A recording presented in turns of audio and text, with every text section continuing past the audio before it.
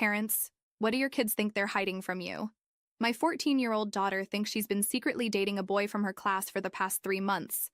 Every Thursday after school, she tells me she's studying at the library, but instead goes to the ice cream shop across the street to meet him. The first time I found out was completely by accident. I was picking up my coffee from the shop next door when I spotted her sharing a banana split with this red-headed kid, both of them giggling and awkwardly avoiding eye contact. It was honestly adorable. Instead of confronting her, I decided to play along. I wanted to see how far she'd go with this secret. The next Thursday, she casually mentioned studying at the library again. I watched her fix her hair 3 times before leaving and apply the lip gloss I didn't know she owned. That's when I started having fun with it. Every Thursday morning, I'd leave an extra $10 on the counter, pretending to forget my coffee money. She'd snatch it up when she thought I wasn't looking, probably thinking she'd hit the jackpot. I also started making comments about the ice cream shop just to watch her squirm. You know that place has the best banana splits in town, I'd say. During dinner, she'd nearly choke on her food while her younger brother would look at her weird. Once I even walked into the ice cream shop while they were there. The panic on her face was priceless. She ducked under the table so fast she knocked over their milkshake. The poor boy just sat there covered in vanilla shake, looking absolutely terrified. I pretended not to notice and ordered my ice cream to go.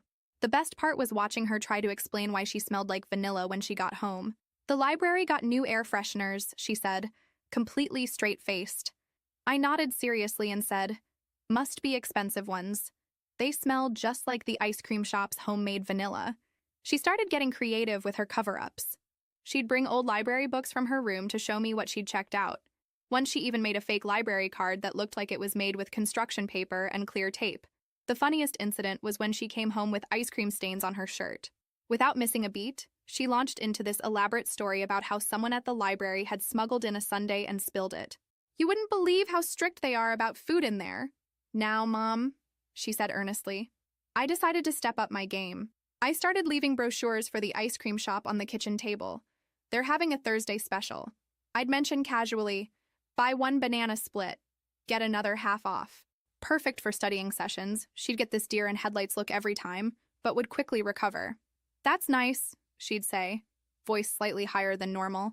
But you know I'm lactose intolerant. She's never been lactose intolerant in her life. Last week, she came home with a permission slip for a library study group that meets every Thursday. The form looked suspiciously like it was written in the same handwriting as her English homework. I signed it without comment, watching her try to hide her victorious smile. Yesterday was the cherry on top. I ran into the boy's mother at the grocery store.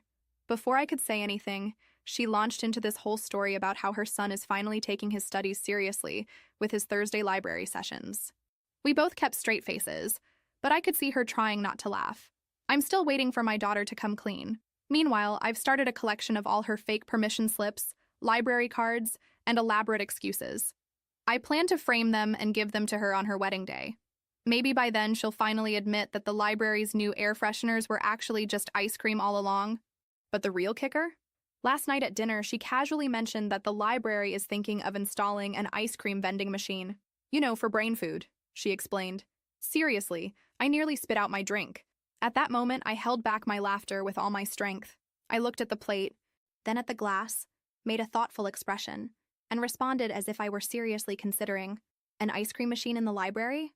Now that's academic innovation. She nodded seriously, as if defending the proposal before an international scientific committee. It's just that studies show that sugar helps keep the brain active. I almost stood up and applauded. The confidence, the audacity, the dramatic delivery.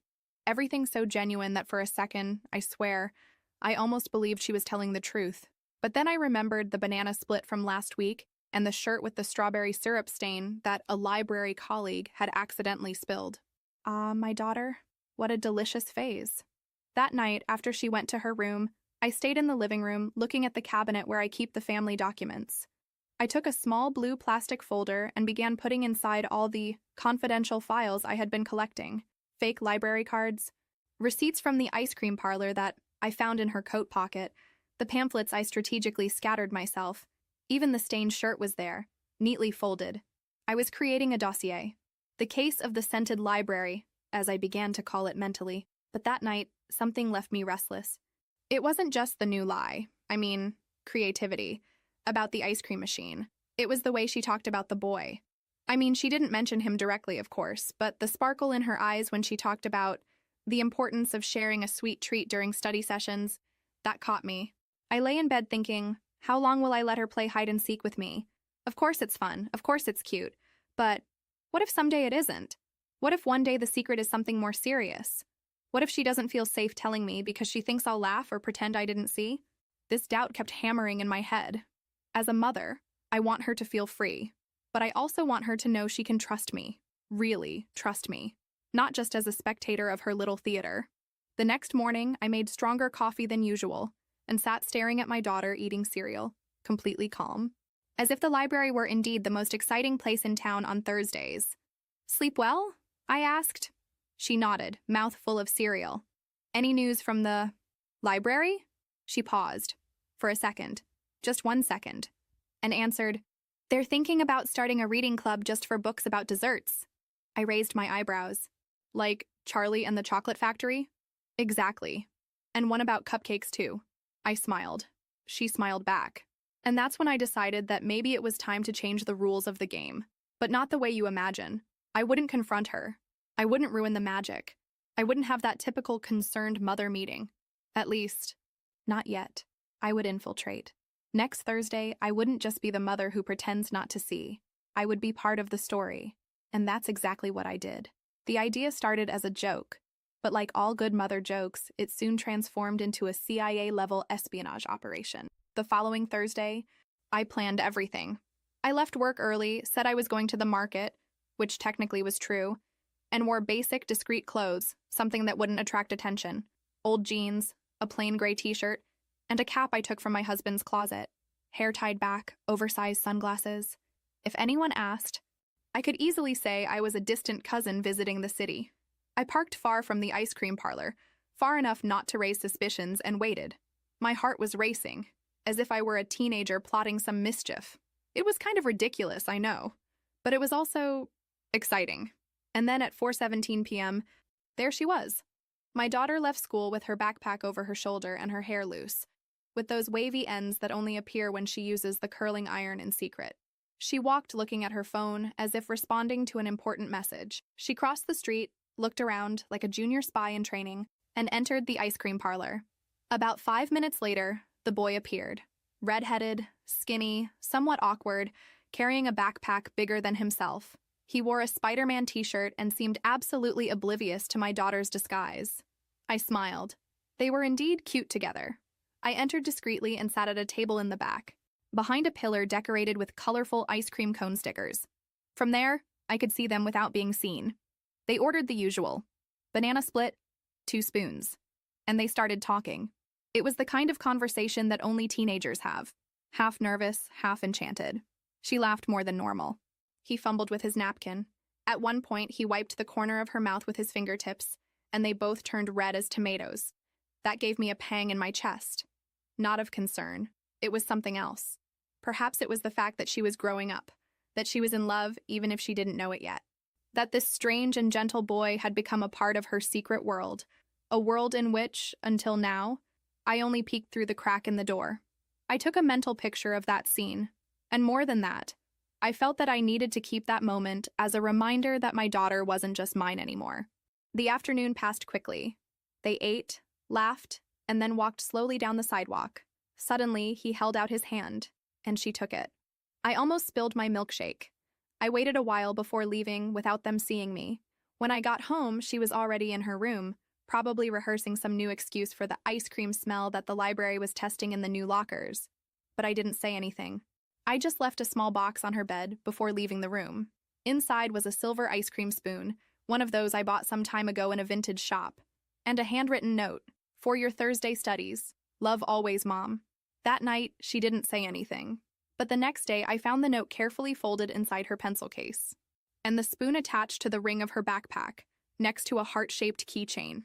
And that's when I realized she knew that I knew, and yet she was still trying to maintain the secret, as if this game between us was the last remnant of childhood, as if admitting everything would end a phase that, deep down, neither of us wanted to leave behind so soon. But the game was far from over. The following week, everything changed, and not because of me. The following week, she arrived home earlier than usual. She didn't have time to hide the ice cream smell or the small chocolate stain on her jeans. She threw her backpack on the couch, went straight to her room, and closed the door with more force than usual. That wasn't typical. Nothing in her expression, or in the hurried way she avoided any conversation, seemed part of our weekly little theater. I let it go. I waited for dinner time. She came down quietly, ate quickly, and excused herself. She didn't even comment on the library news or mention the installation of ice cream cone-shaped fans that she had invented last Thursday. But what really caught me was her look. It wasn't of shock, not of guilt. It was of disappointment. After she went upstairs, I went to the laundry room, where she sometimes left the day's clothes thrown, and found the stained jeans. I put my hand in the pocket and pulled out a folded napkin with the ice cream parlor's logo. It was written, "It was nice while it lasted. But my mom found out. I'm sorry. Jay." I stood there for a while looking at that, the thin paper in my hands as if it weighed tons. My heart sank. The boy broke up with her. And more than that, he broke up because his mother found out. Suddenly, all those Thursdays stopped being just a game. They were real memories, things that now really hurt her. I am a mother, and mothers feel. They feel when the world spins a little slower for our children, when the pain isn't physical but lives there, in the silences, in the downcast eyes, in the way of saying, "I'm fine," without lifting your eyes. The next day, she didn't want to go to school. She invented a headache, the kind that no aspirin resolves. She spent the whole day in her room with her phone turned off and the windows closed. I respected her space, but my heart was screaming. On Friday night, as I was washing the dishes, she appeared in the kitchen in silence. She stood there leaning against the door, like someone who didn't know whether to enter or go back to her room. "Mom?" I turned around. "Yes, honey?" She looked at the floor, then at me. "Have you ever had a friend who stopped being your friend because his mother didn't like you?" That cut me. If I said yes, she might think it was normal. If I said no, she might feel even more alone. So I was honest. I've had people who drifted away from me. We don't always understand the reason, but the pain is real all the same. She nodded slowly, her eyes shining but not crying. At least not yet. He said he liked me, that he would defend me. But when his mother saw us at the ice cream parlor, she forbade it. She said I was precocious, and that girls like that are no good. I felt my blood boil, not at him, a 14-year-old boy, but at this woman who judged my daughter without even knowing her, who tainted something beautiful with cheap prejudice. I took a deep breath. You are an amazing girl, and the problem isn't with you. It's in the small-minded vision of someone who can't see beyond an ice cream cone and a smile. She shook her head in silence, then smiled weakly. I thought I could hide this from you forever. And I thought I could play spy without ever having to sit down and talk for real. We laughed finally. She came closer and hugged me tightly. A hug that said more than any library lie or any vanilla smell. And I knew, in that instant, that something between us had changed. The secret was over. But in its place, something even more precious was born: trust. In the days that followed, silence gave way to a new routine. Fewer disguises, fewer little acts, more honesty. Not that she had transformed into a teenager who tells everything, of course. That would be utopian. But for the first time in a long time, I felt that she left cracks open through which I could peek, no longer hidden, but invited. The following Monday, when I returned from work, I found a scene that made me stop at the kitchen door. She was sitting at the table, a pile of open books, headphones on, and a bowl of vanilla ice cream. Without fear, without excuses, without lies. I stood watching for a moment. When she noticed my presence, she removed one earphone and said, "Studying for real, okay? You can check. And with a well-fed brain, I see," I replied, smiling. She gave a short laugh and continued highlighting the text in front of her. It was as if we were in a new silent agreement. Now that the truth was on the table, there was no more need for dramatizations. Or at least, that's what I thought. That night, while washing dishes, I received a notification on my phone. It was a message from the boy's mother. Yes, from her. "Good evening. This is Teresa, Jonas's mother. Can we talk, if possible?" My first impulse was to delete the message, but something in me, perhaps the adult part that I still try to cultivate, decided to respond. We arranged to meet the following afternoon. She suggested a discreet cafe away from school. When I arrived, she was already there, serious, stirring the sugar with more force than necessary. "Thank you for coming," she said, as soon as I sat down. "Of course," I imagine it's about our children, she nodded, but took some time before speaking. My son is devastated. He says he made a mistake, and I think maybe I made one too. I waited. The truth is that when I saw the two of them together at the ice cream parlor, I didn't see two innocent teenagers. I saw problems. I saw the possibility of my son going astray, of getting involved too early, of repeating mistakes that I myself made. That caught me off guard. You were a young mother? She hesitated, then nodded. At 15, I was kicked out of home. I spent years trying to prove that I deserved to come back, and even today I carry that weight. I don't want my son to follow the same path. I took a deep breath. Her judgment had been born from fear, not from malice. I understand your concern, but your response was harsh, and it affected a girl who was just discovering what it's like to like someone. She lowered her gaze, stirring the cold coffee. I know that now, and I'm ashamed. I just don't know how to fix it. He told me he wants to talk to her, but I don't know if I should allow it. Maybe it's not a question of allowing, I replied.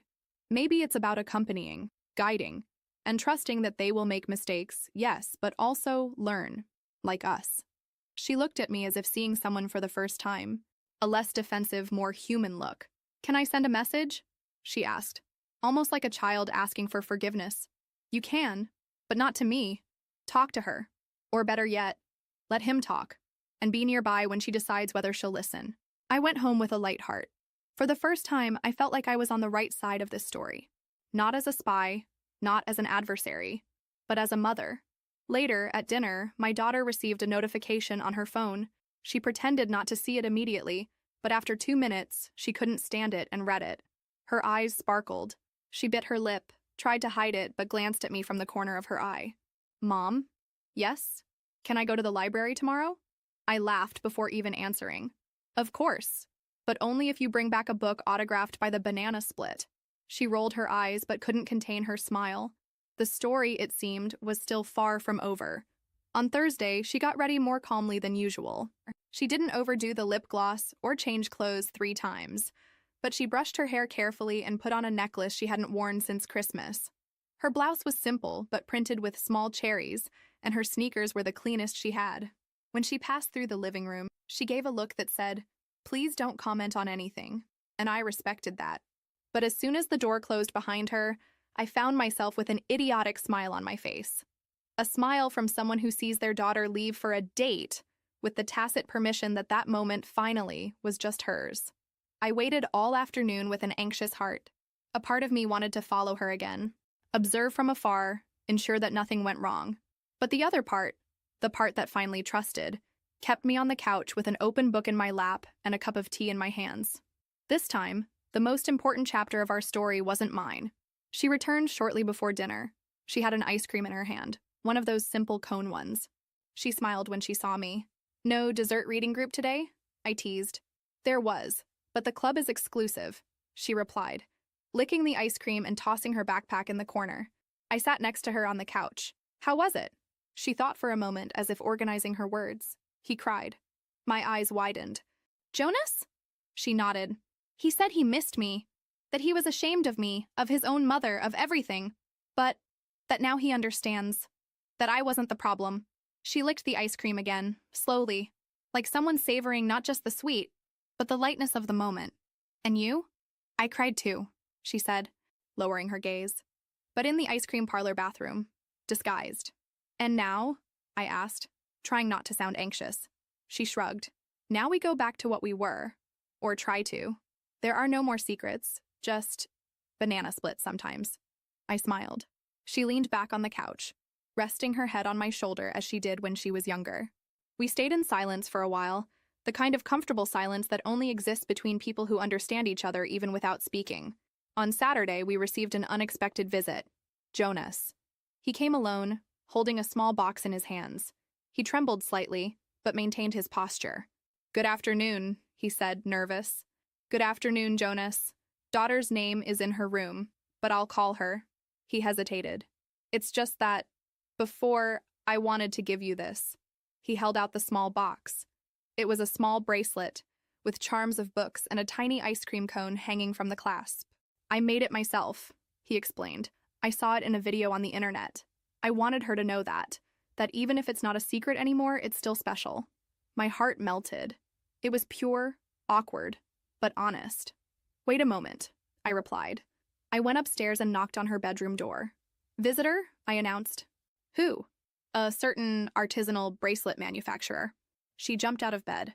Minutes later, the two of them were in the backyard, sitting in the hammock, talking.